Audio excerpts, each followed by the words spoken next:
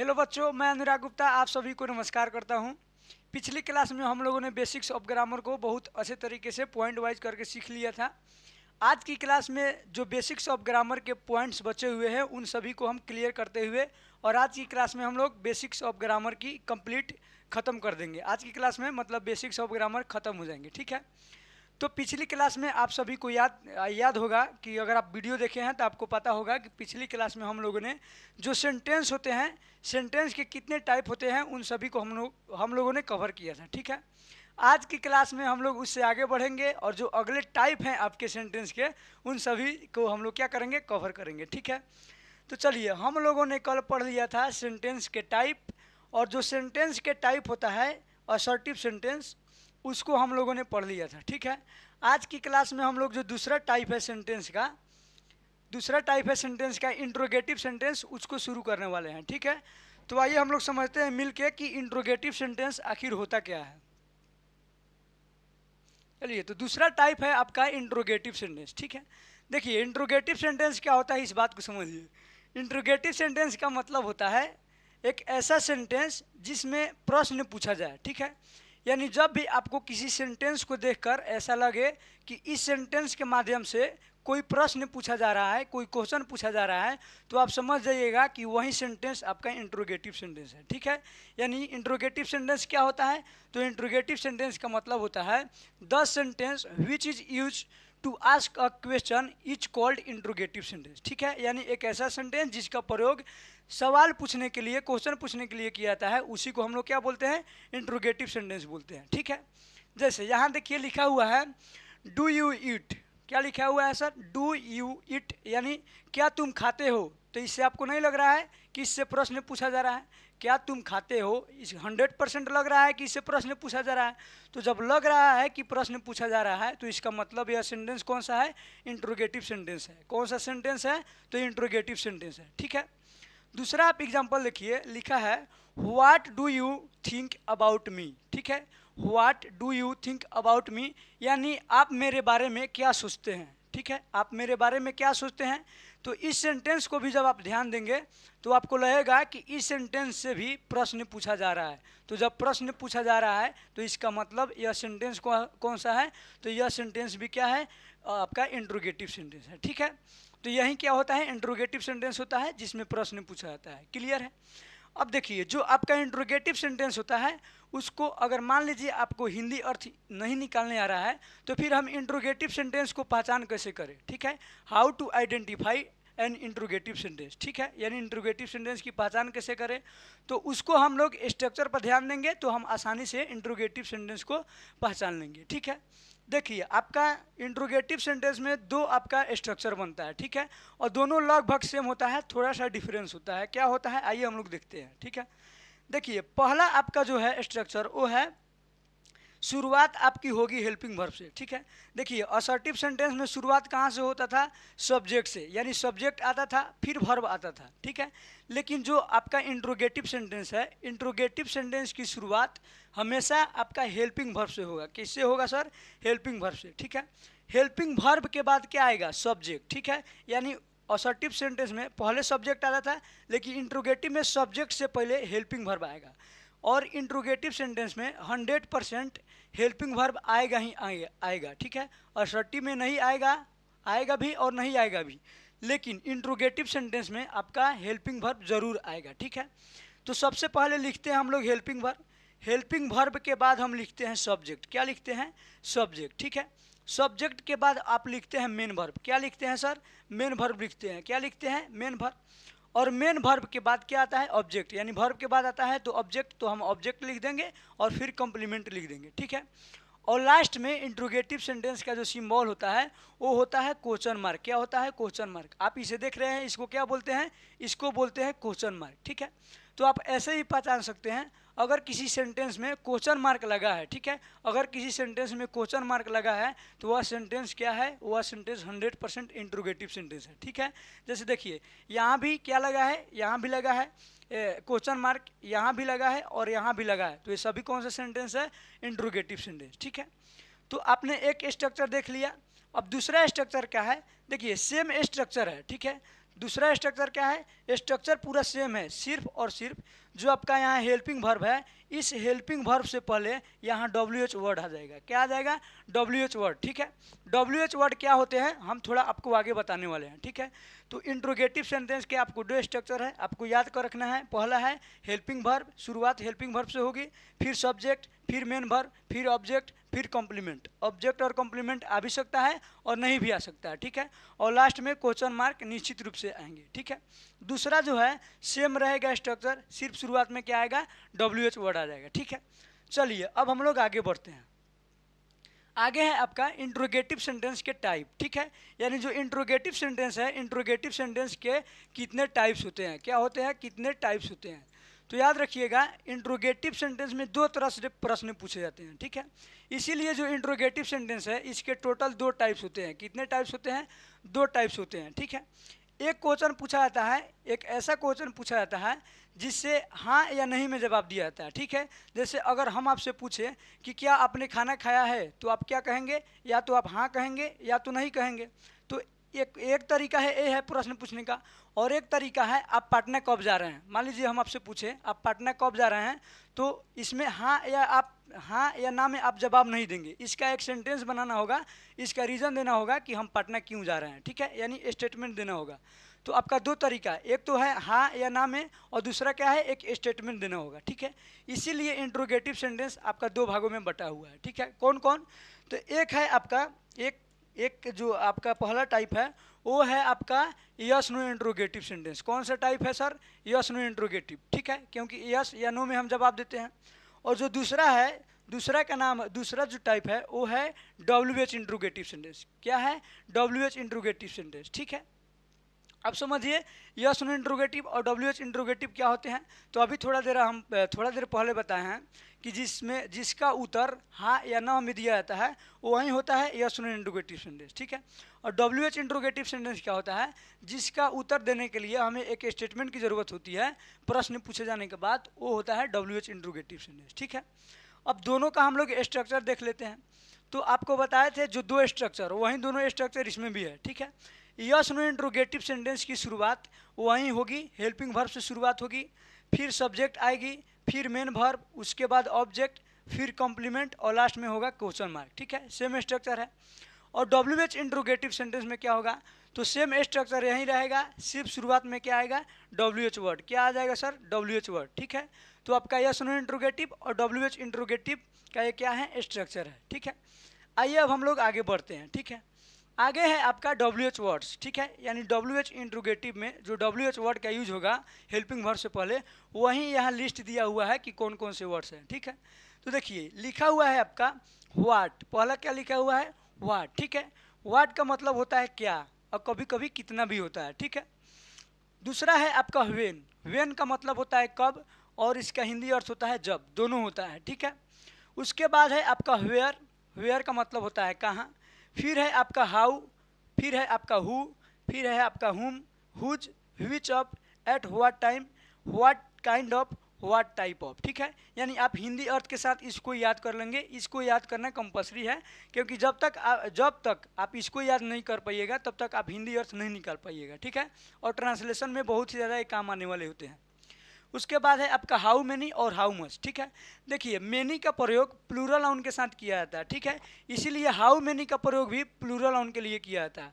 PCN का मतलब plural countable noun. ठीक है, और जो मच होता है, मच के साथ अनकाउंटेबल नाउन का प्रयोग किया जाता है। ठीक है, इसीलिए हाउ मच के साथ भी क्या होता है, अनकाउंटेबल नाउन ही आता है। ठीक है, इसका हिंदी अर्थ कितना नहीं होता है, इसका हिंदी अर्थ होता है कितने। ठीक है, कितने। ठीक है, और हाउ मच का होता है कितना। ठीक है, जैसे how much water, how much knowledge, ये होता है। ठीक है, लेकिन इसमें होगा how much students, how many students, sorry. ठीक है, आगे है what else, where else, which, whoever, whenever, और फिर है विच टाइप ऑफ या विच काइंड ऑफ। ठीक है, किस प्रकार का हिंदी अर्थ होता है। फिर है what types of, which types of. ठीक है, इन दोनों का देखिए यहाँ जो एस लगा हुआ है इसका प्रयोग केवल इसके बाद प्लूरल नाउन आता है, लेकिन यहाँ जो है आपका टाइप लगा हुआ है वो सिंगुलर नाउन के लिए यूज होता है। ठीक है, तो चलिए ये आपका WH वर्ड है, आपको दिमाग में रखना है जितने भी आपके इस पर लिखे हुए WH वर्ड्स हैं। ठीक है, चलिए अगला जो सेंटेंस का टाइप है वो है इम्परेटिव सेंटेंस। क्या है सर? Imperative sentence. ठीक है, अब इम्परेटिव सेंटेंस क्या होता है इसको हम लोग देख लेते हैं। ठीक है सर, इम्परेटिव सेंटेंस का मतलब क्या होता है?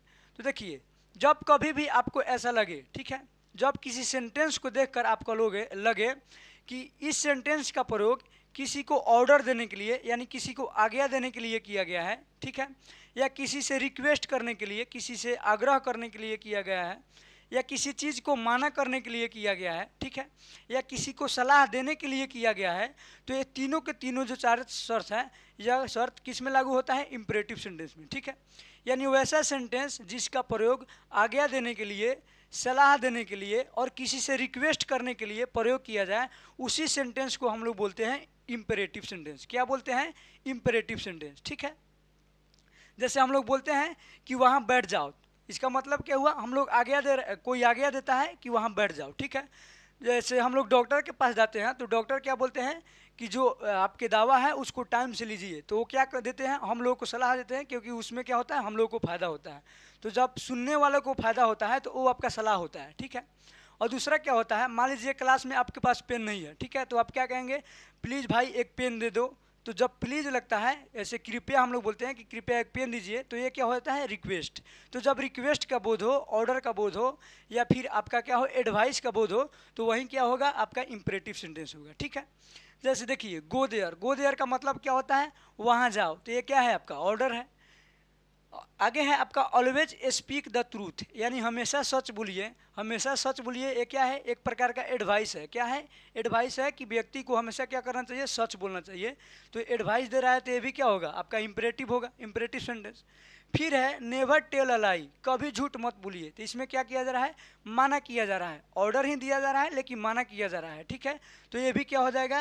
ये भी आपका हो जाएगा इम्परेटिव सेंटेंस। ठीक है, जैसे दोनों सेंटेंस है, यहाँ देखिए 5 नंबर आपका लिखा हुआ है प्लीज़ हेल्प मी, कृपया मेरी मदद करें। तो ये क्या है? ये आपका रिक्वेस्ट किया जा रहा है, तो ये आपका क्या हो जाएगा? Imperative sentence. ठीक है, तो मैं आशा करता हूँ कि आपको इम्परेटिव सेंटेंस समझ में आ गए होंगे। ठीक है, अब हम लोग बढ़ते हैं कि जो आपका इम्परेटिव सेंटेंस है उसका स्ट्रक्चर क्या होता है, यानी उसका जो ढांचा होता है वो कैसे बनता है। ठीक है, तो देखिए शुरू से हम आपको बताते आ रहे हैं कि जब भी सेंटेंस का निर्माण होगा तो कम से कम एक सब्जेक्ट और कम से कम एक वर्ब चाहिए। ठीक है, यानी बिना सब्जेक्ट के और बिना वर्ब के किसी भी सेंटेंस का निर्माण नहीं होगा। ठीक है, लेकिन इम्परेटिव सेंटेंस एक ऐसा सेंटेंस है जिसमें सब्जेक्ट की आवश्यकता नहीं होती है, बिना सब्जेक्ट की इसकी सेंटेंस बनती है। ठीक है, इसमें सब्जेक्ट होता है लेकिन उसको हिडन रखा जाता है, उसको लिखा नहीं जाता है। ठीक है, तो देखिए इसका स्ट्रक्चर क्या होगा इम्परेटिव सेंटेंस का? इसका एक ही स्ट्रक्चर होता है लेकिन इसका जो रूप होता है वह दो होता है। ठीक है, देखिए पहला जो स्ट्रक्चर है इसकी शुरुआत हमेशा वर्ब वन से होगा। किससे होगा? वर्ब वन से। ठीक है, इसमें दूसरा कोई वर्ब नहीं आएगा, जब भी आएगा तब वर्ब वन आएगा। ठीक है, वर्ब वन आ गया तो वर्ब के बाद क्या आता है? ऑब्जेक्ट। तो सिंपली क्या आ जाएगा? फिर ऑब्जेक्ट आएगा, फिर कॉम्प्लीमेंट आएगा और लास्ट में होगा फुल स्टॉप। क्या होगा? Full stop. जो आप यहाँ बिंदु देख रहे हैं क्या है? Full stop. ठीक है, तो सेंटेंस आपका इम्परेटिव सेंटेंस पहचानना होगा तो कैसे करेंगे? अगर शुरुआत में वर्ब वन है और लास्ट में क्या है? लास्ट में फुल स्टॉप है, इसका मतलब वो कौन सा सेंटेंस है? इम्परेटिव सेंटेंस है। ठीक है, अब इसमें आपका वर्ब वन ही क्यों लगता है इस बात को समझिए। ठीक है, जैसे मान लीजिए अगर आप किसी को ऑर्डर दे रहे हैं, इसका मतलब वो आपके सामने है और सामने है तो आपका बोली सुन रहा होगा, और जो सुनता है वो आपका सेकेंड पर्सन होता है, और सेकेंड पर्सन को हम लोग बोलते हैं यू। क्या बोलते हैं? यू। ठीक है, और यू आपका प्लूरल होता है, इसीलिए इसमें क्या लगता है? प्लूरल वर्ब लगता है, इसीलिए इसमें वर्ब वन लगता है। ठीक है, आप कहिएगा कि V2 जो होता है वो अभी तो लगता है यू के साथ। तो देखिए आप ऑर्डर दे रहे हैं तो उसी टाइम ऑर्डर दे रहे हैं प्रेजेंट टाइम में, तो हम यूज भी करेंगे प्रेजेंट टाइम का वर्ब, जबकि V2 क्या होता है? पास्ट टाइम का वर्ब होता है। ठीक है, तो यहाँ आपको कोई भी कन्फ्यूजन नहीं होना चाहिए। क्लियर है? तो आपका जो इसका सब्जेक्ट होता है वो होता है यू, छुपा होता है, उसको हम लिखते नहीं हैं। ठीक है, तो आपका स्ट्रक्चर V1 से शुरू होगा। अब कभी कभी होता क्या है कि इस V1 से पहले आपको ऑलवेज दे देगा। क्या दे देगा? ऑलवेज दे देगा, या फिर नेवर दे देगा। ठीक है, या फिर आपका डोंट दे देगा, निगेटिव जब बनता है तो दे देता है, या फिर आपका प्लीज़ या काइंडली दे देगा। ठीक है, देखिए प्लीज़ और काइंडली जब भी आएगा तब आप समझिएगा कि वो रिक्वेस्ट का बोध करा रहा है। ठीक है, और जो आपका एडवाइस है और जो आपका ऑर्डर है इसको तो आपको पढ़कर ही पहचानना पड़ेगा, इसमें कोई दूसरा रास्ता नहीं है। ठीक है, चलिए अब इसके बेस पर हम एक सवाल करते हैं। आपका सवाल है डू डैश वर्क ऑनेस्टली, ठीक है, यानी यहाँ डू के बाद क्या आना चाहिए। आपका ऑप्शन है हिज, आवर, योर और हर, ठीक है। तो देखिए ध्यान से देखिए, अभी हम आपको बताए हैं यहाँ आपकी शुरुआत किससे है, वर्ब वन से, और लास्ट में क्या है आपका फुल स्टॉप, यानी यह इंपरेटिव सेंटेंस है, ठीक है। अब इंपरेटिव सेंटेंस का बहुत ऐसे बच्चे हैं जो जानते होंगे कि इंपरेटिव सेंटेंस का सब्जेक्ट नहीं होता है, तो इसमें हम क्या डालें, ठीक है। लेकिन अभी हम बताएं हैं कि इंपरेटिव सेंटेंस का जो सब्जेक्ट होता है वो यू होता है और हिडन होता है। जब हिडन है उसका सब्जेक्ट यू है तो यू के अनुसार यहाँ क्या होना चाहिए, यू के अनुसार यू से बना क्या है योर, तो आपका राइट आंसर क्या हो जाएगा, ऑप्शन सी हो जाएगा, ठीक है, योर आपका होगा। आपके बोर्ड के एग्जाम में ऐसे क्वेश्चन आते रहते हैं, ठीक है। चलिए हम लोग आगे बढ़ते हैं अगले टाइप की ओर, ठीक है। अगला जो चौथा टाइप है आपका सेंटेंस है, सेंटेंस का, वो है आपका ऑप्टेटिव सेंटेंस। क्या है सर, ऑप्टेटिव सेंटेंस, ठीक है। अब ऑप्टेटिव सेंटेंस क्या होता है इसको समझिए, ठीक है। तो देखिए ऑप्टेटिव सेंटेंस एक ऐसा सेंटेंस है जिसका प्रयोग किसी को आशीर्वाद देने के लिए या किसी अपनी इच्छा जाहिर करने के लिए किया जाता है, ठीक है। अगर किसी सेंटेंस के माध्यम से किसी को ब्लेस दिया जा रहा है यानी आशीर्वाद दिया जा रहा है, या फिर कर्ज किया जा रहा है यानी श्राप दिया जा रहा है, या अपनी इच्छा को बताया जा रहा है, या किसी से प्रार्थना किया जा रहा है, प्रे किया जा रहा है, तो उस सेंटेंस को समझना है कि वह सेंटेंस कौन सा सेंटेंस है, वह सेंटेंस आपका ऑप्टेटिव सेंटेंस है, ठीक है। यानी ऑप्टेटिव सेंटेंस क्या होते हैं, the sentence which denotes bless, curse, wish or pray is called optative sentence, ठीक है। यानी वैसा सेंटेंस जो आशीर्वाद को बोध कराता है, श्राप का बोध कराता है, या फिर विश का मतलब क्या होता है, इच्छा या अभिलाषा, ठीक है, और प्रे यानी प्रार्थना का बोध कराता है, उसी सेंटेंस को हम क्या कहते हैं, ऑप्टेटिव सेंटेंस कहते हैं, ठीक है। जैसे हम लोग बोलते हैं कि आपका भाई डीएम बन जाए, तो ये क्या है, आपका भाई डीएम बन जाए, तो ये एक तरह से आशीर्वाद भी है और एक तरह से इच्छा भी है, ठीक है। तो ये क्या हो गया, आशीर्वाद और इच्छा का बोध है, तो कौन सा सेंटेंस होगा, ऑप्टेटिव सेंटेंस, ठीक है। जैसे मान लीजिए अगर बोला जाए कि आपका कुत्ता मर जाए, तो ये क्या है, आपका एक श्राप है, कर्स है, तो ये क्या हो जाएगा, ऑप्टेटिव सेंटेंस, ठीक है। तो यही होता है ऑप्टेटिव सेंटेंस। यहाँ लिखा हुआ है मे गॉड ब्लेस यू, ठीक है, भगवान आपको आशीर्वाद दे, तो ये क्या है, भगवान आपको आशीर्वाद दे, तो ये क्या है, मेरी इच्छा है कि भगवान आपको आशीर्वाद दे। जब इच्छा का बोध हो रहा है तो क्या होगा, ऑप्टेटिव सेंटेंस, ठीक है। आगे है गॉड ब्लेस यू, दोनों बात सेम है, भगवान आपको आशीर्वाद दे।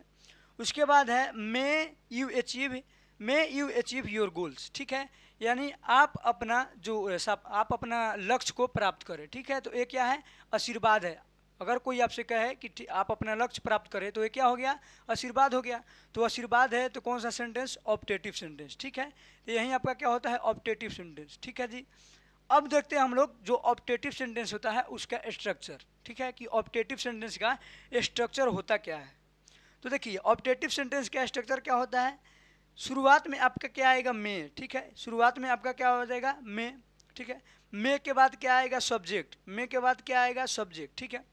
इस सब्जेक्ट के बाद हमेशा क्या आएगा, वर्ब वन, ठीक है। यहाँ सब्जेक्ट आपका सिंगुलर है या आपका सब्जेक्ट प्लूरल है, इसमें हमेशा वर्ब वन आएगा, ठीक है। यहाँ सब्जेक्ट सिंगुलर होगा तो यहाँ आपको V5 नहीं लगाना है, क्योंकि यह ऑप्टेटिव सेंटेंस है। ऑप्टेटिव सेंटेंस में यह रूल होता है कि सब्जेक्ट चाहे सिंगुलर हो या आपका प्लूरल हो, हमेशा वर्ब वन ही आएगा, ठीक है। फिर वर्ब के बाद ऑब्जेक्ट आता है तो ऑब्जेक्ट आएगा, ठीक है। उसके बाद जो आना होता है वो आएगा, और लास्ट में क्या आएगा, एक्सक्लेमेशन मार्क, ठीक है। एक्सक्लेमेशन मार्क उल्टा आई क्या होता है, एक्सक्लेमेशन मार्क होता है, ठीक है। तो आप फिर से देखिए, शुरुआत में आएगा मे, फिर आएगा सब्जेक्ट, फिर आएगा वर्ब वन, फिर आएगा ऑब्जेक्ट, फिर जो आएगा वो आएगा, और लास्ट में क्या होगा, एक्सक्लेमेशन मार्क, ठीक है। कभी कभी होता क्या है कि यहाँ सब्जेक्ट से पहले जो मे लगा हुआ है, इस मे को हटा देता है, ठीक है। तब इसका स्ट्रक्चर क्या बन जाएगा, सब्जेक्ट, वर्ब वन, ऑब्जेक्ट, और लास्ट में क्या आएगा, एक्सक्लेमेशन मार्क, ठीक है। यानी आपको ध्यान देना है यहाँ एक्सक्लेमेशन मार्क पर, अगर एक्सक्लेमेशन मार्क है तो वह सेंटेंस कौन सा है, आपका ऑप्टेटिव सेंटेंस है, ठीक है। चलिए अब हम लोग अगले टाइप की ओर बढ़ते हैं। अगला टाइप है और आपका लास्ट टाइप है सेंटेंस का, एक्सक्लेमेटरी सेंटेंस। क्या है, एक्सक्लेमेटरी सेंटेंस। एक्सक्लेमेटरी सेंटेंस क्या होता है तो समझिए, ठीक है।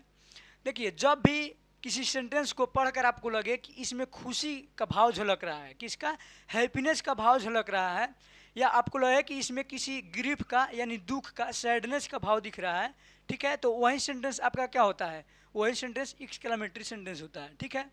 जैसे देखिए यहाँ लिखा है the sentence which denotes happiness, grief, hatred and surprise is called exclamatory sentence. ठीक है, यानी वैसा सेंटेंस जो खुशी को, गम को, घृणा को या आश्चर्य को बोध कराता है, उसी को हम लोग क्या बोलते हैं, एक्सक्लेमेटरी सेंटेंस बोलते हैं। ठीक है, जैसे देखिए मान लीजिए कभी कभी क्या होता है कि इंडिया जब मैच जीतता है तो हम लोग क्या बोलते हैं, wow India on the match. तो जब मैच जीत गया तो हमारे अंदर क्या आएगी, खुशी ही आएगी, खुशी का बोध हो रहा है, हैप्पीनेस का बोध हो रहा है। तो जब हैप्पीनेस का बोध हो रहा है तो इसमें क्या होगा, इसका मतलब है कौन सा सेंटेंस है, एक्सक्लेमेटरी सेंटेंस। ठीक है, अगर हम रोड पर चलते हैं और क्या बोलते हैं, कहीं चीज़ डर्टी चीज़ दिख गया तो हम क्या कहते हैं, कितना गंदा है, ओह कितना गंदा है, ऐसे बोलते हैं। तो ये क्या हो गया, इसमें गंदा का आ रहा है, डर्टी का, घृणा का बोध आ रहा है, तो क्या हो जाएगा, आपका एक्सक्लेमेटरी सेंटेंस ही होगा। ठीक है, जैसे देखिए wow hurrah my brother got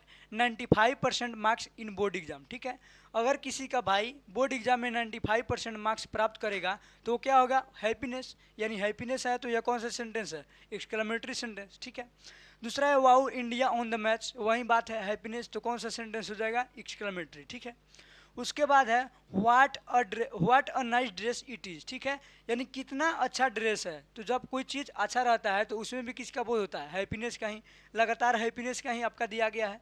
ठीक है, तो ये भी क्या होगा, आपका एक्सक्लेमेटरी। ठीक है, आगे है how beautiful a girl she is. ठीक है, यानी कितना सुंदर लड़की है, ये भी क्या है, हैप्पीनेस ही है, क्या है, हैप्पीनेस ही है। ठीक है, चलिए अब इसका हम लोग स्ट्रक्चर देखते हैं। स्ट्रक्चर आपका क्या है, तो देखिए इसका भी दो स्ट्रक्चर है, एक्सक्लेमेटरी सेंटेंस का भी दो स्ट्रक्चर है। ठीक है, इसमें क्या होगा कि एक अब आएगा आपका असर्टिव सेंटेंस, क्या आएगा, असर्टिव सेंटेंस। ठीक है, यानी सब्जेक्ट वर्ब ऑब्जेक्ट कॉम्प्लीमेंट आएगा, असर्टिव सेंटेंस। और उस असर्टिव सेंटेंस के पहले या असर्टिव सेंटेंस के बाद में क्या आएगा, एक्सक्लेमेटरी वर्ड। ठीक है, एक्सक्लेमेटरी वर्ड आएगा।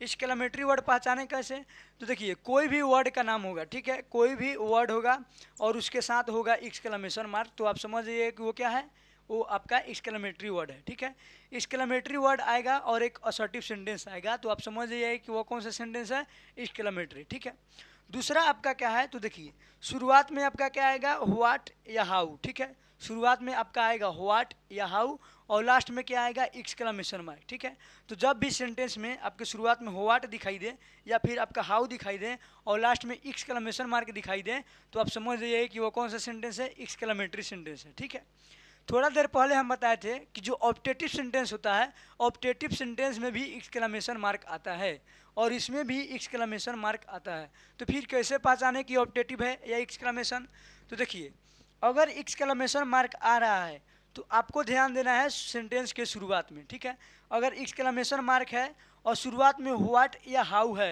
तब वह कौन सा सेंटेंस होगा, एक्सक्लेमेटरी। लेकिन लास्ट में आपका जो अंत में एक्सक्लेमेशन मार्क है लेकिन शुरुआत में व्हाट या हाउ नहीं है, इसको छोड़कर कोई दूसरा वर्ड है, तो फिर वह सेंटेंस आपका ऑब्जेक्टिव होगा। ठीक है, तो यही दोनों में डिफरेंस है। तो देखिए हम लोगों ने जो सेंटेंस के 5 टाइप से बहुत अच्छे तरीके से कवर कर लिए। अब हम लोग जो आपका मेन ग्रामर है उसमें हम लोग थोड़ा थोड़ा एंटर करने वाले हैं। ठीक है, देखिए जो आपके पार्ट्स ऑफ स्पीच होते हैं, अब हम पार्ट्स ऑफ स्पीच पढ़ेंगे। ठीक है, पार्ट्स ऑफ स्पीच क्या होता है इसको हम लोग समझ लेते हैं। ठीक है, देखिए ग्रामर में, इंग्लिश लैंग्वेज में जितने भी शब्द हैं, ठीक है, चाहे शब्दों की संख्या कितनी भी हो, ग्रामर में जितने भी शब्द हैं उन सभी शब्दों को मिलाकर टोटल 8 ग्रुप्स बनाए गए हैं, 8 पार्ट्स बनाए गए हैं। ठीक है, ताकि उन सभी 8 पार्ट्स का प्रयोग अलग अलग करके एक मीनिंगफुल सेंटेंस का निर्माण किया जा सके। ठीक है, यानी एक सही अर्थ वाला सेंटेंस का निर्माण उन सभी आठ जो पार्ट्स हैं उनको, उनकी सहायता से किसी मीनिंगफुल सेंटेंस का निर्माण किया जाए। इसीलिए सभी शब्दों को क्या कर दिया गया, 8 भागों में बांट दिया गया और इन्हीं 8 पार्ट्स को, 8 भागों को हम लोग बोलते हैं पार्ट्स ऑफ स्पीच। ठीक है, जैसे देखिए लिखा हुआ है all the words have been divided into 8 groups according to their functions to make a meaningful sentence. Every group of these words is called parts of speech. ठीक है, यानी सभी शब्दों को 8 भागों, 8 ग्रुप में बांट दिया गया है उनके काम के अनुसार। ठीक है, यानी प्रत्येक पार्ट का अलग अलग काम है। ठीक है, कोई नाउन का काम करेगा, कोई प्रोनाउन का, कोई एडजेक्टिव का। ठीक है, सभी शब्दों को 8 भागों में बांट दिया गया है उनके काम के अनुसार। किस लिए? तो एक मीनिंगफुल यानी एक सही अर्थ बनाने के लिए, सेंटेंस का एक सही अर्थ बनाने के लिए सभी को आपस में बांट दिया गया है 8 भागों में। उसी 8 भागों में से प्रत्येक भाग को, ठीक है, यानी प्रत्येक ग्रुप को हम पार्ट्स ऑफ स्पीच कहते हैं। ठीक है, आप सभी को डेफिनेशन से पता चल गया होगा कि पार्ट्स ऑफ स्पीच के कितने प्रकार होते हैं। तो पार्ट्स ऑफ स्पीच के टोटल 8 प्रकार होते हैं। कितने प्रकार होते हैं? 8 प्रकार होते हैं। ठीक है, कौन कौन होते हैं? आपका होता है एक नाउन। क्या होता है? नाउन। ठीक है, दूसरा होता है आपका प्रोनाउन। ठीक है, उसके बाद होता है एडजेक्टिव, फिर होता है आपका वर्ब। ठीक है, उसके बाद आपका एडवर्ब होता है, फिर कंजंक्शन होता है, कंजंक्शन के बाद प्रीपोजिशन होता है, फिर आपका इंटरजेक्शन होता है। ठीक है, इन आठों में से काटकर एक अलग निकाला गया है आर्टिकल, लेकिन इसको पार्ट्स ऑफ स्पीच का हम प्रकार नहीं मानते हैं। ठीक है, लेकिन जो आर्टिकल है वह एडजेक्टिव ही है। क्लियर है? तो आपके 8 प्रकार होते हैं पार्ट्स ऑफ स्पीच के। अब इस क्लास में हम लोग इसको हम आगे डिटेल में पढ़ेंगे, लेकिन इस क्लास में थोड़ा हम लोग क्या करेंगे, इन सभी 8 पार्ट्स ऑफ स्पीच है जानकारी लेंगे, ताकि नाउन आएगा तो नाउन में एडजेक्टिव का भी बात होता है। तो जब थोड़ा आप समझ लीजिएगा तो आपको नाउन अच्छे तरीके से समझ में आएंगे। ठीक है, तो चलिए पहला जो टाइप है आपका नाउन, इसको हम लोग देखते हैं। ठीक है, कि नाउन क्या होता है। क्लियर है? बचपन में आप लोग या 10th क्लास में 9th क्लास में आप लोग पढ़ेंगे कि नाउन क्या होता है। ठीक है, नाउन का मतलब क्या होता है? नाम। ठीक है, नाउन का मतलब होता है नाम। और हम कहते भी हैं कि नेमिंग वर्ड को ही हम क्या कहते हैं? नाउन कहते हैं। ठीक है, मतलब जो नाम देने वाला शब्द है वही नाउन है।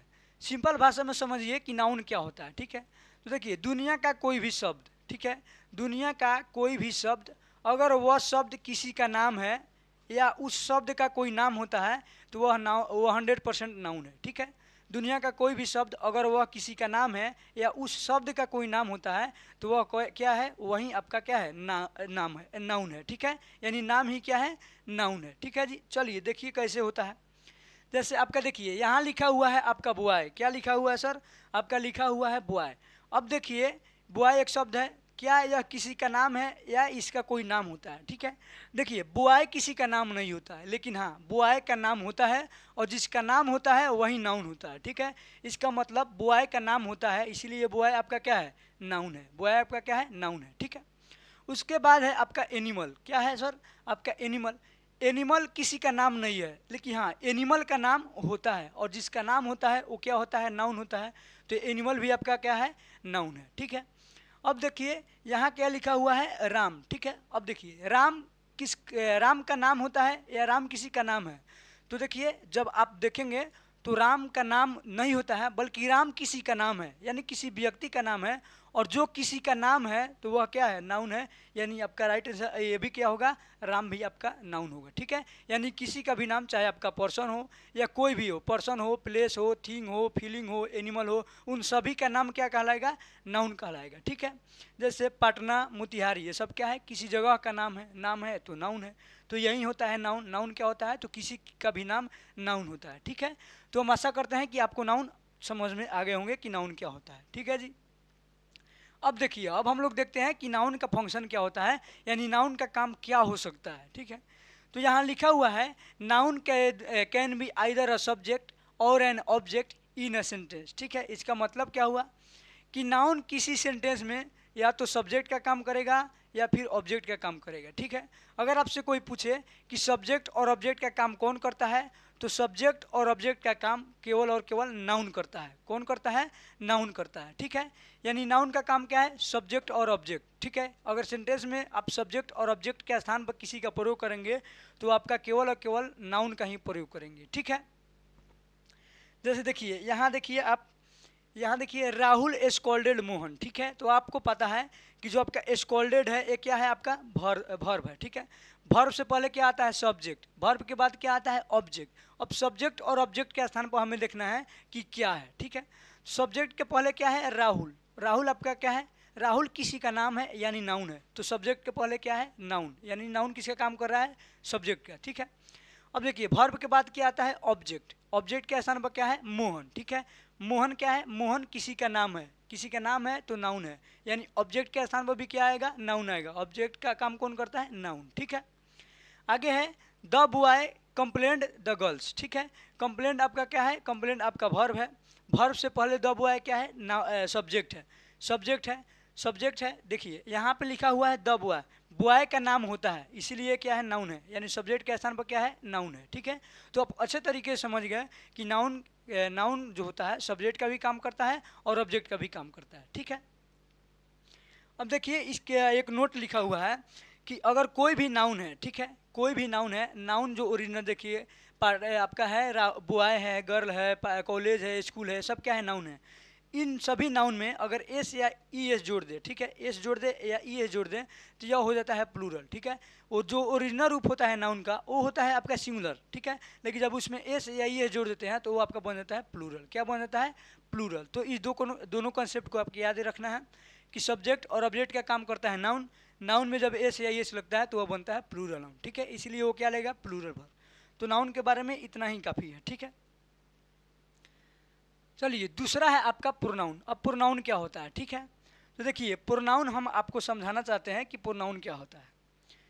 प्रोनाउन दो शब्द से बना हुआ है। ठीक है, प्रोनाउन दो शब्द से बना हुआ है। ठीक है, इसमें आपका एक है प्रो, एक है आपका प्रो और दूसरा है आपका नाउन। ठीक है, दूसरा है आपका नाउन। क्लियर है, प्रो का मतलब होता है इन प्लेस ऑफ, क्या होता है, इन प्लेस ऑफ। ठीक है, और नाउन का मतलब क्या होता है, नाउन का मतलब नाउन यानी नाम ही होता है। ठीक है, इन प्लेस ऑफ का हिंदी अर्थ होता है के स्थान पर, के स्थान पर या के जगह पर। ठीक है, के स्थान पर। ठीक है, प्लस नाउन यहाँ पे हम लिखेंगे। अब प्रोनाउन का डिफिनेशन हम इसी तैयार करेंगे। ठीक है, जो प्रोनाउन है दो शब्द से बना है, एक प्रो और दूसरा नाउन। ठीक है, किससे बना है, एक प्रो और दूसरा नाउन से, प्रो और नाउन से। ठीक है, प्रो का मतलब होता है इन प्लेस ऑफ या इन स्टीड ऑफ भी बोल सकते हैं। ठीक है, और दूसरा क्या है आपका नाउन, यानी जो इन प्लेस ऑफ का मतलब होता है के स्थान पर। कहने का मतलब है कि एक ऐसा शब्द जो किसी नाउन के स्थान पर आता है उसी को हम प्रोनाउन बोलते हैं। ठीक है, एक ऐसा शब्द जो किसी नाउन के स्थान पर आता है उसी को हम लोग क्या कहते हैं, प्रोनाउन कहते हैं। ठीक है, तो प्रोनाउन का डेफिनेशन आपका क्या होगा, प्रोनाउन का डेफिनेशन जो होगा वो होगा द वर्ड, क्या होगा sir, the word which is used in place of a noun is called pronoun. ठीक है, यानी वैसा शब्द जिसका प्रयोग नाउन के स्थान पर किया जाता है उसी को हम क्या कहते हैं, प्रोनाउन कहते हैं। ठीक है, अब देखिए नाउन का काम क्या होता है, अभी हम थोड़ा देर पहले बताए हैं कि नाउन का काम होता है किसी भी सेंटेंस में सब्जेक्ट और किसी भी सेंटेंस में ऑब्जेक्ट बनने का। ठीक है, यानी अब जो आपका प्रोनाउन है नाउन के स्थान पर आता है तो इसका मतलब क्या है, प्रोनाउन भी सब्जेक्ट के स्थान पर आएगा और ऑब्जेक्ट के स्थान पर आएगा। पहले हम क्या बताएंगे कि सब्जेक्ट का काम सिर्फ नाउन ही करता है। ठीक है, लेकिन अब हम बता रहे हैं कि प्रोनाउन भी करता है। क्यों करता है, क्योंकि नाउन के स्थान पर ही आता है, इसीलिए प्रोनाउन भी क्या करता है, सब्जेक्ट और ऑब्जेक्ट का काम करता है। ठीक है, पता कैसे चले कि जो सेंटेंस में सब्जेक्ट के स्थान पर नाउन है या प्रोनाउन है, तो उसका सिंपल उदाहरण है। ठीक है, वर्ब आप पहचानिए, वर्ब से पहले आता है सब्जेक्ट, वर्ब के बाद आता है ऑब्जेक्ट। ठीक है, तो सब्जेक्ट के स्थान पर जो भी शब्द आएगा उसको आप देखिए कि नाउन है कि नहीं। अगर सब्जेक्ट के स्थान पर आने वाला शब्द किसी का नाम है या उसका कोई नाम है इसका मतलब वो नाउन है। लेकिन अगर वह नाउन नहीं होगा, मान लीजिए किसी का नाम नहीं होगा और ना ही उसका कोई नाम होगा और सब्जेक्ट के स्थान पर आएगा, तो जब नाम नहीं है तो नाउन नहीं है, लेकिन सब्जेक्ट के स्थान पर आ रहा है इसका मतलब कौन होगा, प्रोनाउन, क्योंकि प्रोनाउन ही क्या होता है, सब्जेक्ट के स्थान पर आता है। ठीक है, तो आप सेंटेंस में ऐसे ही आप प्रोनाउन को पहचानेंगे। जैसे यहाँ देखिए लिखा हुआ है Sita and Gita are coming. ठीक है, यहाँ क्या है आपका, यहाँ आर कमिंग आपका वर्ब है। क्या है, आर कमिंग आपका वर्ब है। वर्ब से पहले क्या है आपका सब्जेक्ट है, सब्जेक्ट है। यहाँ देखिए सीता एंड गीता सब्जेक्ट है, तो आप देखिए यह नाउन है या प्रोनाउन। ठीक है, देखिए सीता किसी का नाम है और नाम है तो नाउन है, फिर यह प्रोनाउन नहीं होगा। ठीक है, गीता भी किसी का नाम है तो नाउन है, इसका मतलब यहाँ जो सब्जेक्ट के स्थान पर है यहाँ सब्जेक्ट के स्थान पर नाउन है। क्या है, नाउन है, प्रोनाउन नहीं है। ठीक है, अब यहाँ देखिए दूसरा सेंटेंस है दे आर कमिंग। ठीक है, यहाँ भी क्या है, आर कमिंग आपका क्या है, आर कमिंग वर्ब है। वर्ब से पहले क्या हो गया, सब्जेक्ट, वर्ब से पहले क्या हो गया, सब्जेक्ट। अब सब्जेक्ट के स्थान पर देखिए दे है। अब सोचिए दे किसी का नाम है, दे किसी का नाम होता है, नहीं होता है, और ना ही दे का कोई नाम होता है। जब किसी का नाम नहीं है इसका मतलब नाउन नहीं है, फिर भी कहाँ है, सब्जेक्ट के स्थान पर। और जब सब्जेक्ट के स्थान पर ये शब्द है लेकिन नाउन नहीं है इसका मतलब यह क्या होगा, प्रोनाउन, क्योंकि नाउन के स्थान पर क्या आता है, प्रोनाउन। ठीक है, तो आप ऐसे प्रोनाउन को सेंटेंस में पहचान सकते हैं। ठीक है, पहला आपका एग्जांपल है राहुल इज गोइंग और जो इसमें है ही इज गोइंग, इसमें आप नाउन और प्रोनाउन बताएंगे कि इसमें नाउन है या इसमें नाउन है, ठीक है, कमेंट में। चलिए ये आपका नोट याद रखना है, नोट वही है जो नाउन सब्जेक्ट और ऑब्जेक्ट का काम करता है। वही बात है कि जो प्रोनाउन भी है वह सब्जेक्ट का काम करता है और ऑब्जेक्ट का काम करता है। क्यों? क्योंकि यह नाउन के स्थान पर ही आता है, तो नाउन जहाँ आएगा वहीं पे प्रोनाउन आएगा, तो नाउन जो काम करेगा वहीं प्रोनाउन भी काम करेगा, ठीक है। चलिए आगे हम लोग बढ़ते हैं। आगे जो है आपका पार्ट्स ऑफ स्पीच का तीसरा पार्ट वो है एडजेक्टिव, ठीक है। एडजेक्टिव क्या होता है, ठीक है। तो देखिए एडजेक्टिव को हम लोग बोलते हैं क्वालिफाइंग वर्ड, ठीक है, यानी विशेषता बताने वाला शब्द, ठीक है। अब यह विशेषता किसका बताता है तो समझिए, जो एडजेक्टिव होता है वह नाउन की विशेषता बताता है, ठीक है। किसकी विशेषता बताता है? नाउन की विशेषता बताता है। नाउन के स्थान पर प्रोनाउन आता है, इसीलिए नाउन के साथ साथ यह प्रोनाउन को भी क्वालिफाई करता है, यानी विशेषता बताता है, ठीक है। सिंपल भाषा में समझिए कि एडजेक्टिव क्या होता है। एडजेक्टिव यानी नाउन और प्रोनाउन के लिए जो भी शब्द आएगा, ठीक है, नाउन और प्रोनाउन के बारे में बताने के लिए जिस भी शब्द का यूज किया जाएगा, जो भी शब्द आएगा वही शब्द आपका एडजेक्टिव कहलाएगा। क्या कहलाएगा? एडजेक्टिव कहलाएगा, ठीक है। यानी the word which comes for a noun or pronoun is called, क्या कहेंगे? एडजेक्टिव, ठीक है। यानी वैसा शब्द जो आता है नाउन के लिए और प्रोनाउन के लिए उसी को हम लोग बोलते हैं एडजेक्टिव, ठीक है। जैसे यहाँ देखिए आपका लिखा हुआ है कार्तिक इज गुड, क्या लिखा है? कार्तिक इज गुड, ठीक है। तो देखिए यहाँ क्या है? आपका इज है, इज आपका वर्ब है, हम आपको बताए हैं। Is, am, is, are, was, were सब क्या होता है? वर्ब होता है। वर्ब से पहले आपका कार्तिक क्या है? सब्जेक्ट है। वर्ब से पहले आपका कार्तिक क्या है? सब्जेक्ट है, ठीक है। वर्ब से पहले आपका कार्तिक यहाँ सब्जेक्ट का काम कर रहा है, सब्जेक्ट है। अभी देखिए क्या है? कार्तिक किसी का नाम है तो यह नाउन है, ठीक है। अब देखिए यहाँ जो गुड है वो क्या है, ठीक है। गुड है वो क्या है, इस बात को समझिए। यहाँ कहा जा रहा है कि कार्तिक अच्छा है, यानी जो अच्छा है वो कौन है? कार्तिक है। कार्तिक आपका क्या था? नाउन है। क्या था? नाउन था, यानी अभी भी नाउन ही है। कार्तिक आपका नाउन है और कार्तिक ही अच्छा है, ठीक है। यानी यह जो गुड शब्द है किसके लिए आया है? इस कार्तिक के लिए आया है। और कार्तिक क्या है? नाउन है। मतलब कहने का है कि यह जो गुड शब्द है यह नाउन के लिए आया है, और नाउन के लिए आने वाला शब्द क्या कहलाता है? एडजेक्टिव कहलाता है। इसीलिए गुड आपका क्या होगा? एडजेक्टिव होगा, ठीक है। दूसरा एग्जाम्पल है he is an intelligent boy, ठीक है। He is an intelligent boy.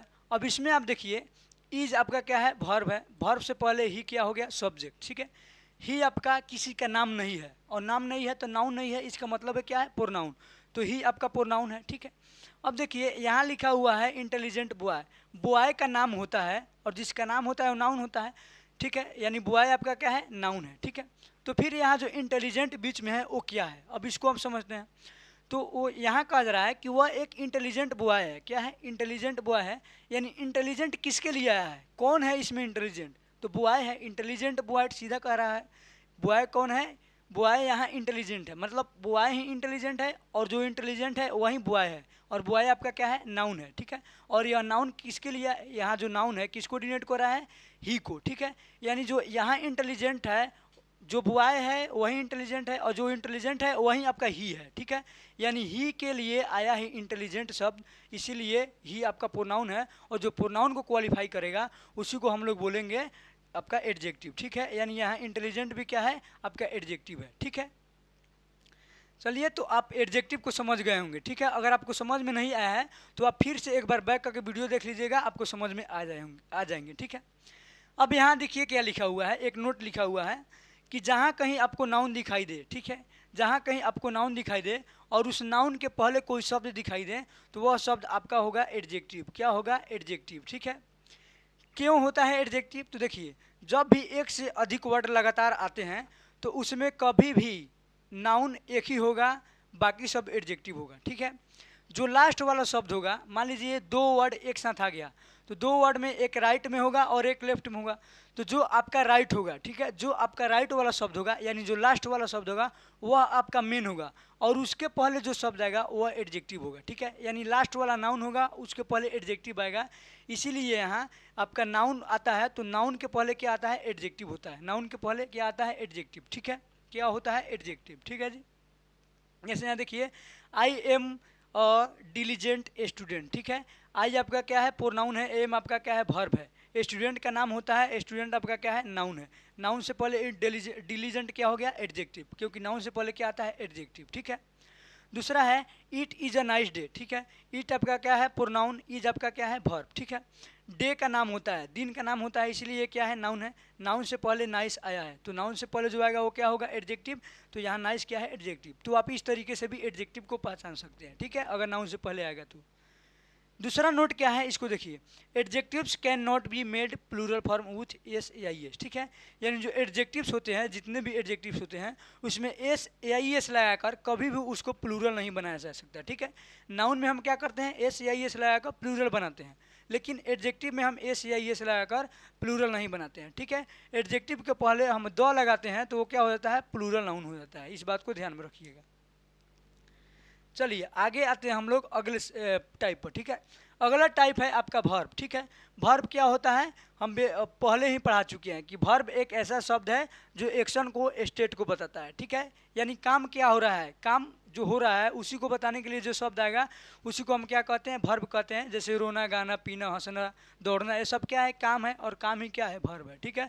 तो यहाँ क्या है, एम टीचिंग आपका क्या है, वर्ब है। यहाँ फास्ट क्या है आपका, रन्स क्या है, वर्ब है। और यहाँ इज क्या है आपका, वर्ब है। तो वर्ब पहचाना बहुत बड़ी बात नहीं है, हम लोग आगे बढ़ते हैं, ठीक है। आगे जो है अगला टाइप वो है एडवर्ब, कि एडवर्ब क्या होता है, ठीक है। तो देखिए एडवर्ब भी क्वालिफाइंग वर्ड होता है, ठीक है। मतलब एडवर्ब भी किसी न किसी को क्या करता है, क्वालिफाई करता है, विशेषता बताता है किसी का, ठीक है। अब किसका बताता है, तो इसी में इसका नाम छुपा हुआ है। इसी में क्या छुपा हुआ है, इसके नाम छुपा हुआ है। देखिए इसमें क्या क्या लिखा हुआ है, ठीक है। यहाँ होगा आपका, देखिए एड वर्ब किससे बना है, दो शब्द से, एड और वर्ब। एड का मतलब क्या होगा, एड का मतलब होगा एडजेक्टिव, ठीक है। और वर्ब का मतलब क्या होगा, वर्ब का मतलब होगा वर्ब, ठीक है। यानी वैसा शब्द जो एडजेक्टिव को क्वालिफाई करता है या वर्ब को क्वालिफाई करता है, यानी एडजेक्टिव और वर्ब को विशेषता जो बताता है उसी को हम लोग बोलते हैं एडवर्ब, ठीक है। यानी सिंपल भाषा समझिए, जो भी शब्द एडजेक्टिव के लिए और एडवर्ब के लिए आएगा वहीं आपका क्या कहलाएगा, एडवर्ब कहलाएगा, ठीक है। यानी the word which comes for a verb and adjective and another adverb is called adverb, ठीक है। यानी वैसा शब्द जो वर्ब के लिए, एडजेक्टिव के लिए या किसी दूसरे एडवर्ब के लिए आए उसी को हम लोग क्या बोलते हैं, एडवर्ब कहते हैं, ठीक है। जैसे देखिए पहचानेंगे कैसे, यहाँ लिखा है ही रैन फास्ट, ठीक है। ही रैन फास्ट, वह तेजी से दौड़ा। तो यहाँ देखिए रैन आपका क्या हो गया, वर्ब हो गया। रैन आपका क्या हो गया, वर्ब। वर्ब से पहले क्या हो गया, ही सब्जेक्ट। सब्जेक्ट आपका क्या है, सब्जेक्ट आपका प्रोनाउन है। सब्जेक्ट का स्थान पर क्या है, प्रोनाउन, ठीक है।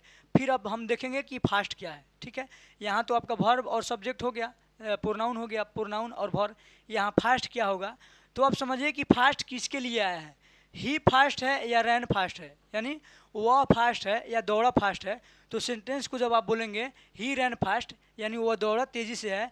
यह तेजी से आया किसके लिए है, दौड़ा तेजी से है। वह तेज नहीं है, तेजी से नहीं है, बल्कि वह दौड़ा तेजी से है। जब दौड़ा तेजी से है, यानी यहाँ तेजी से किसके लिए आया है, दौड़ा के लिए। दौड़ा मतलब रैन के लिए। तो रैन, रैन क्या है आपका वर्ब। वर्ब के लिए है आपका फास्ट, फास्ट। तो फास्ट आपका क्या हो जाएगा, एडजेक्टिव एडवर्ब हो जाएगा, ठीक है। फास्ट आपका क्या होगा, एडवर्ब, ठीक है। समझिएगा कि यह जो फास्ट है रन के लिए आया है, क्योंकि वह तेजी से दौड़ा, तो तेजी से दौड़ेगा, वह तेजी से नहीं होगा, ठीक है। दूसरा है आपका सीता लुक्स वेरी ब्यूटीफुल, ठीक है। सीता लुक्स वेरी ब्यूटीफुल, ठीक है। इसमें देखिए लुक्स आपका क्या है, वर्ब है। वर्ब से पहले क्या आता है, सब्जेक्ट। सीता आपका क्या है, सब्जेक्ट। सीता किसी का नाम है तो क्या हो गया, नाउन। नाउन है, वर्ब है, ठीक है। अब यहाँ क्या है, वेरी ब्यूटीफुल। ब्यूटीफुल क्या है आप पहचान के बताइए, ठीक है। Sita looks very beautiful, Sita बहुत सुंदर दिखती है। तो आप देखिए सुंदर कौन दिखती है, सीता दिखती है। यानी जो वहाँ ब्यूटीफुल आया है किसके लिए आया है, सीता के लिए आया है। सीता क्या है आपका, नाउन। नाउन के लिए आया है। तो यहाँ ब्यूटीफुल क्या है, ब्यूटीफुल आपका एडजेक्टिव है। क्या है, ब्यूटीफुल आपका एडजेक्टिव है, ठीक है। अब हम देखेंगे कि भेरी, भेरी क्या है। देखिए सीता बहुत सुंदर दिखती है, तो आप समझिए कि यह भेरी किसके लिए आया है, सीता बहुत है या सुंदर बहुत है। तो आपको देखने में ही पता चल रहा है कि सुंदर बहुत है, यानी यहाँ सुंदर के लिए क्या आया है, भेरी आया है। भेरी का हिंदी अर्थ क्या था, वो बहुत, यानी भेरी सुंदर के लिए आया है। और यहाँ देख रहे हैं कि जो सुंदर है यानी ब्यूटीफुल है, एडजेक्टिव है, तो एडजेक्टिव के लिए जो शब्द आएगा वो क्या कहलाएगा, एडवर्ब। यानी यहाँ जो आपका भेरी है वो भी क्या है, एडवर्ब ही है। क्या है आपका, एडवर्ब है। ठीक है, तो आप इस तरीके से एडवर्ब को हिंदी अर्थ के साथ समझ सकेंगे। ठीक है, देखिए होता क्या है कि कभी कभी अगर एडजेक्टिव आपको कहीं दिखाई दे रहा है, ठीक है, अगर आपको एडजेक्टिव कहीं दिखाई दे और उसके पहले कोई शब्द दिखाई दे, ठीक है, तो उसको हम लोग बोलते हैं एडवर्ब। क्या बोलते हैं, एडवर्ब। ठीक है, हमेशा नहीं होता है, कभी कभी होता है। चलिए अगला जो टाइप है वो है आपका कंजंक्शन। ठीक है, व्हाट इज कंजंक्शन, कंजंक्शन होता क्या है। ठीक है जी, देखिए कंजंक्शन को हम लोग बोलते हैं ज्वाइनिंग वर्ड। क्या बोलते हैं, ज्वाइनिंग वर्ड। ठीक है, कंजंक्शन को हम लोग बोलते हैं ज्वाइनिंग वर्ड। ठीक है, यानी जोड़ने वाला शब्द। क्या बोलते हैं, जोड़ने वाला शब्द। किसको जोड़ता है, तो देखिए कंजंक्शन पार्ट्स ऑफ स्पीच का एक ऐसा भाग है जो दो वर्ड्स को, टू वर्ड्स को, यानी दो शब्दों को जोड़ता है, या फिर दो सेंटेंस को जोड़ता है, या फिर दो फ्रेज को जोड़ता है। ठीक है, यानी यह किसका काम करता है, जोड़ने का काम करता है। ठीक है, देखिए द वर्ड विच, यहाँ पे लिखा हुआ है the word which joins two words, two sentences or two clauses is called conjunction. ठीक है, यानी वैसा शब्द जो दो शब्दों को, दो वाक्यों को या दो उप वाक्यों को जोड़ता है, उसी को हम लोग बोलते हैं कंजंक्शन। ठीक है, कैसे जोड़ता है, देख लीजिए, मान लीजिए एक राम है और एक श्याम है। ठीक है, दो अलग अलग व्यक्ति हैं, जब दोनों के एक साथ हम करेंगे तो हम कैसे करेंगे, राम और श्याम। तो राम और श्याम के बीच में क्या आ गया, और, तो और आपका क्या होगा, दोनों को जोड़ रहा है तो क्या हो जाएगा, आपका हो जाएगा कंजंक्शन। ठीक है, यानी जोड़ने वाला शब्द क्या हो जाएगा, कंजंक्शन। ठीक है, दूसरा समझिए कि मैं बीमार हूँ इसलिए कॉलेज में नहीं आया। ठीक है, तो दूसरे देखिए इसमें दो सेंटेंस है, मैं बीमार हूँ एक अलग है, इसलिए कॉलेज में नहीं आया एक अलग है। लेकिन इस दोनों को जोड़ कौन रहा है, इसलिए मैं बीमार हूँ इसलिए कॉलेज में नहीं आया, तो दोनों को जोड़ने का काम करा है इसलिए, जिसको हम इंग्लिश में बोलते हैं सो। ठीक है, क्या बोलते हैं, सो। तो सो आपका क्या होगा, कंजंक्शन को, सो आपका क्या होगा, कंजंक्शन। ठीक है, तो ये सब जब आप पूरा टॉपिक पढ़ेंगे तो आपको देख के ही पता चल जाएगा, आपको पहचानना नहीं पड़ेगा हिंदी अर्थ निकाल के। ठीक है, जैसे देखिए यहाँ राम एंड श्याम, राम को और श्याम को जोड़ रहा है कौन, एंड, तो क्या हो गया, कंजंक्शन। ठीक है, यहाँ देखिए I was ill so I came late. देखिए यहाँ आई वॉज इल क्या हो गया, एक सब्जेक्ट। ठीक है, आई केम लेट, सॉरी यहाँ सेंटेंस है, और ये क्या हो गया, यहाँ सेंटेंस है। दोनों सेंटेंस के बीच में कौन आया है, सो, तो सो आपका क्या हो गया, दोनों को जोड़ रहा है, तो आपका हो गया कंजंक्शन। ठीक है जी, अगला जो टाइप है, सातवां टाइप, वो है आपका प्रीपोजिशन। ठीक है, प्रीपोजिशन क्या होता है इसको समझिए। ठीक है, देखिए प्रीपोजिशन एक ऐसा शब्द है जो किसी सेंटेंस में, प्रीपोजिशन एक ऐसा शब्द है जो किसी सेंटेंस में नाउन और प्रोनाउन का संबंध उसी सेंटेंस में किसी दूसरे शब्द के साथ बनाता है। ठीक है, प्रीपोजिशन का काम क्या है, नाउन और प्रोनाउन का संबंध स्थापित करना होता है उसी सेंटेंस में किसी दूसरे शब्द से। ठीक है, ये प्रीपोजिशन को हम लोग आप बोल सकते हैं रिलेटिंग वर्ड। क्या बोल सकते हैं, रिलेटिंग वर्ड। रिलेटिंग मतलब, रिलेट का मतलब क्या होता है, संबंध बताना। ठीक है, यानी जो प्रीपोजिशन होता है वह रिलेटिंग वर्ड होता है, यानी नाउन और प्रोनाउन का संबंध किसी दूसरे शब्द के साथ स्थापित करता है, उसी को हम लोग क्या बोलते हैं, प्रीपोजिशन बोलते हैं। ठीक है, preposition is a word which relates a noun or pronoun with other words of sentence. ठीक है, यानी प्रीपोजिशन एक ऐसा शब्द है जो नाउन और प्रोनाउन का संबंध सेंटेंस में दूसरे शब्दों के साथ स्थापित करता है। ठीक है, यही आपका प्रीपोजिशन होता है। जैसे देखिए I play cricket with Ram. ठीक है, सेंटेंस में क्या है, मैं क्रिकेट खेलता हूँ राम के साथ। ठीक है, यहाँ देखिए कि मैं, क्रिकेट का संबंध किससे है, पहले यहाँ आई से है। ठीक है, मैं क्रिकेट खेलता हूँ, यानी इस क्रिकेट का संबंध आई से है, आई क्रिकेट खेलता है। लेकिन यहाँ मैं क्रिकेट राम के साथ खेलता हूँ, तो अब राम भी क्रिकेट खेल रहा है, इसीलिए राम का संबंध किससे हो गया, क्रिकेट से। ठीक है, अब देखिए यहाँ क्रिकेट एक वर्ड है, राम आपका क्या है, नाउन है, इस नाउन का संबंध किससे जुड़ा है, किससे जुड़ा है सर, तो आपका क्रिकेट से। और इस दोनों को जोड़ने के लिए आया कौन है, विथ। अगर विथ हम हटा दे तो कोई शब्द ही नहीं बनेगा, यानी इसका संबंध क्रिकेट से कौन जुड़ा है, विथ, तो विथ आपका क्या हो जाएगा, प्रीपोजिशन। ठीक है, अगर आपको पहचानने नहीं आएगा तो इसमें भी टेंशन लेने की बात नहीं है, क्योंकि प्रीपोजिशन को याद किया जाता है कि कौन सा शब्द प्रीपोजिशन है। ठीक है, चलिए आगे हम लोग बढ़ते हैं। आगे है आपका लिखा हुआ है पॉइंट, प्रीपोजिशन के बाद प्रीपोजिशन का ऑब्जेक्ट आता है। ठीक है, पॉइंट आपका क्या लिखा है, प्रीपोजिशन के बाद प्रीपोजिशन का ऑब्जेक्ट आता है। कहने का मतलब क्या है कि अगर आपको कहीं प्रीपोजिशन दिखाई दे, ठीक है, तो इसके बाद क्या आएगा, ऑब्जेक्ट। क्या आएगा, ऑब्जेक्ट, ठीक है। और हम पहले बताए हैं कि ऑब्जेक्ट का काम क्या करता है, नाउन और प्रोनाउन। कौन करता है, नाउन और प्रोनाउन। इसका मतलब सीधा है कि प्रीपोजिशन के बाद केवल और केवल नाउन आएंगे और प्रोनाउन आएंगे, ठीक है। प्रीपोजिशन के बाद नाउन और प्रोनाउन के अलावा दूसरा कोई पार्ट्स ऑफ स्पीच नहीं आएगा, क्योंकि प्रीपोजिशन के बाद प्रीपोजिशन का ऑब्जेक्ट आता है, ठीक है। तो इस पॉइंट को आपको ध्यान में रखना है। यहीं लिखा है प्रीपोजिशन के बाद नाउन आएगा या फिर प्रोनाउन आएगा, ठीक है जी। चलिए आगे बढ़ते हैं। आगे जो है आपका अंतिम टाइप वो है इंटरजेक्शन, ठीक है। इंटरजेक्शन क्या होता है, तो देखिए इंटरजेक्शन अलग कुछ नहीं होता है, ठीक है।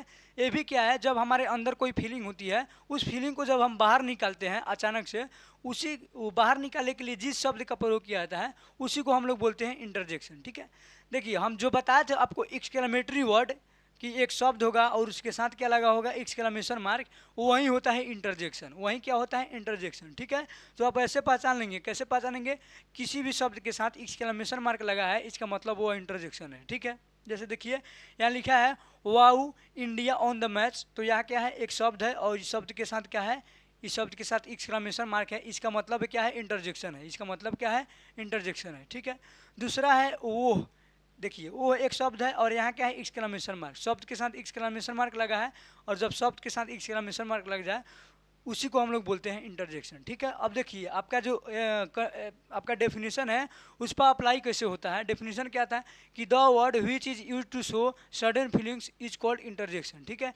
यानी वैसा शब्द जो अचानक फीलिंग को दिखाने के लिए प्रयोग किए जाते हैं उसी को हम लोग इंटरजेक्शन बोलते हैं, ठीक है। जैसे यहाँ क्या है, wow India on the match, मतलब इंडिया मैच जीत गया। तो क्या होता है, जैसे ही जीतता है हमारे अचानक से आवाज़ आती है, खुशी की आवाज़ आती है, wow India on the match, यानी अचानक फीलिंग को क्या किया जा रहा है, प्रकट किया जा रहा है। तो यहाँ क्या होगा, आपका इंटरजेक्शन ही होगा। या आप आसान तरीका है वही कि जब किसी वर्ड के साथ आपको दिखाई दे एक्सक्लेमेटरी वर्ड, एक्सक्लेमेशन मार्क, तो समझ जाइए कि वो क्या है, इंटरजेक्शन है, ठीक है। इंटरजेक्शन का यूज हमारे इंग्लिश ग्रामर में ना के बराबर है, ठीक है। इसका ज़रूरत केवल और केवल आपको नरेशन में पड़ेगा, वहाँ आपको याद कर लीजिएगा, कोई दिक्कत नहीं होगा, ठीक है। चलिए आगे है आपका आर्टिकल, ठीक है। जो आपका बचा हुआ था एडजेक्टिव का ही रूप है आर्टिकल, इसको हम लोग देख लेते हैं, ठीक है। देखिए जो आर्टिकल होता है इसकी संख्या 3 होती है। कितनी होती है, इसकी संख्या होती है 3। कौन कौन होती है, तो एक होती है ए एन और द, ठीक है। 3 होता है ए एन और द। अब यहाँ समझिए, यहाँ लिखा है कि ए एन का यूज कहाँ होता है और द का यूज कहाँ होता है, ठीक है। पहले इस बात को कंफर्म रखिएगा कि जो आपका ए है, एन है और द है, ये केवल और केवल नाउन के लिए आता है। किसके लिए आता है, नाउन के लिए, ठीक है। ए एन और द नाउन के अलावा किसी भी पार्ट्स ऑफ स्पीच के साथ नहीं आता है, ठीक है। प्रोनाउन के लिए भी नहीं आता है, चाहे प्रोनाउन नाउन के ही स्थान पर क्यों ना आता हो, ठीक है। ए एन और द आर्टिकल्स केवल और केवल नाउन के लिए आता है, इस बात को दिमाग में बैठा लीजिएगा, ठीक है। अब ए और एन का प्रयोग कहाँ होता है, ठीक है। तो देखिए कोई भी नाउन सिंगुलर हो और काउंटेबल हो, ठीक है।